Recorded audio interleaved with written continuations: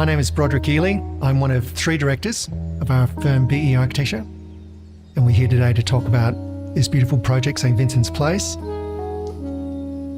This is a very large restoration project that took 3 years in the making. The house here in St. Vincent's Place was part of 3 buildings, side by side. Originally, it had been owned for many years by a convent. It's in the precinct of Albert Park. It's a very significant part of Melbourne's history. There was very little of the original buildings left besides their facades. Although it feels like a renovation, everything that you see has been built from the ground up. We decided to go back and build what could have been here in the front part of the house, and then create what's essentially a modern extension. The extension to this building here is an interesting one because it feels like it could have been built 40 years ago or 50 years ago, of another era when people made things by hand rather than by machine. It's like both parts of the building have the same focus. 2 quite different things, and yet they feel compatible, and there's an ease of moving between the 2 of them.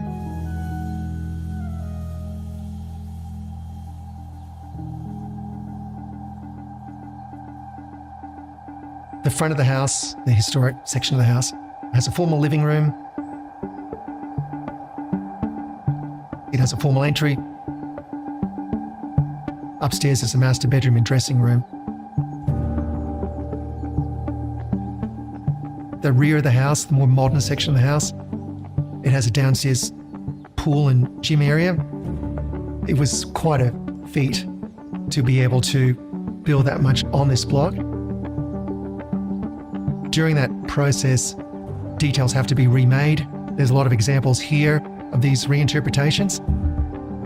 We have to deal with cornices and skirtings and architraves and door jambs and doors and flooring.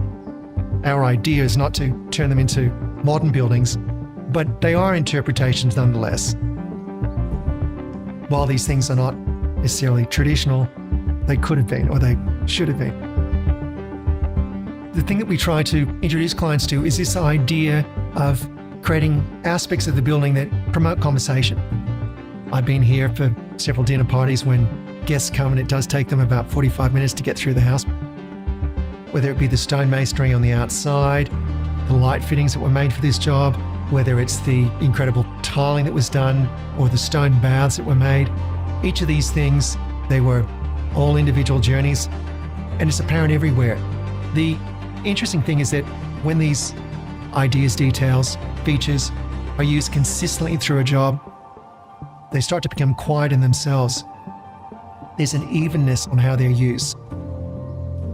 One is able to relax quite quickly. There are a lot of surprises here. A really good example of that is the agate doors at the front of the building. That was, I think, really pioneered by Sigmar Polk in Europe. He's a contemporary artist that developed the idea of using the sliced agate. You know, it's something that recedes into the background, it's something you just accept, but when you think about it, there's something special going on. Part of many conversations that are going on in this house. You know, you go downstairs, there's an onsen with a steam room there, which is quite beautiful. There's video art here. Again, not something you would expect to see in a terrace house in St. Vincent's Place. There's a large text piece, which has been exhibited all over the world. Heaven's a place where nothing ever happens.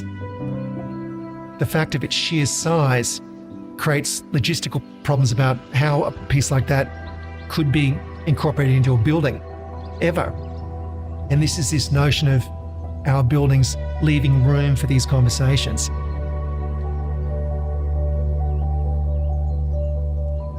You do feel the magic of how these elements come together here. We curate, we arrange and manipulate these items so it sits very quietly. There's a flow that enables people to live in their house in a peaceful way. The journey with a client through the years of doing the house and the fine-tuning of the house afterwards, something I'll remember all my life.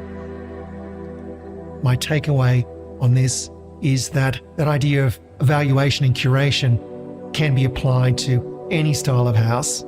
It did result in a very interesting outcome.